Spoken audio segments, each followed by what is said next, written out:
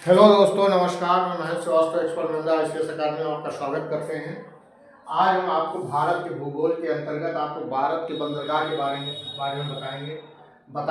ये बंदरगाह क्या होता है इसके बारे में हम आपको बताएंगे। बंदरगाह वो है जो समुद्र के तट के किनारे जो बांध करके उसको वहाँ पर कोई साधन रोका जाए, उसको बंदरगाह कहते हैं। और हमारे भारत में बंदरगाह 13 बड़े बंदरगाह हैं और 200 जो बंदरगाह हैं वो छोटे और मंझोले बंदरगाह हैं। अब ये बंदरगाह कहाँ पर होते हैं? ये समुद्र के किनारे और सागर के किनारे तट पे होते हैं, वहाँ पे बंदरगाह होते हैं। और बंदरगाह केवल जहाज़ों के बंदरगाह है क्या? तो जहाज़ों के ठहरने का आश्रय जिसको बोलते हैं हार्बर, उसको बंदरगाह बोलते हैं। और पोर्ट वो बंदरगाह है जो पोर्ट उसे कहते हैं। वो बंदरगाह है जहाँ पर व्यावसायिक सुविधाएं उपलब्ध हो, जहाँ पर सारी कंटेनर उतर सकें, ये सारी उनको कहते हैं पोर्ट बंदरगाह। अब हमारे यहाँ बंदरगाह कितने हैं, उनको जो फेमस बंदरगाह उनके बारे में जो अभी तक प्रश्न पूछे गए उनके बारे में हम आपको बताना चाहते हैं।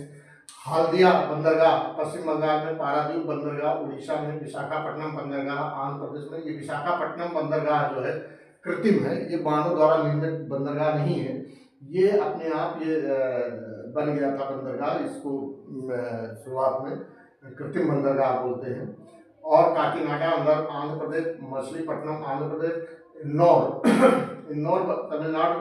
ये देश का इंदौर बंदरगाह जो देश का पहला बंदरगाह है जो भारत सरकार द्वारा स्वामित्व वाला एकमात्र निर्मितकृत बंदरगाह है।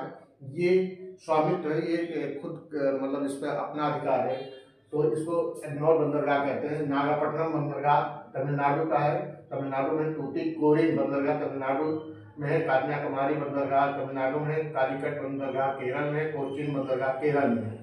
एलेप्पी केरल में है बंदरगाह। और जवाहरलाल नेहरू महाराष्ट्र में है। इसका दूसरा नाम न्हावा शेवा बंदरगाह है।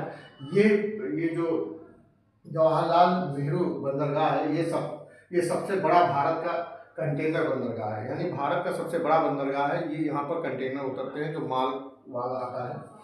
और कांडला बंदरगाह गुजरात है। भावनगर बंदरगाह गुजरात है। भरूच बंदरगाह गुजरात है। अब आगे आपको ये तो बंदरगाहों के बारे में हमने आपको बताया छात्रों।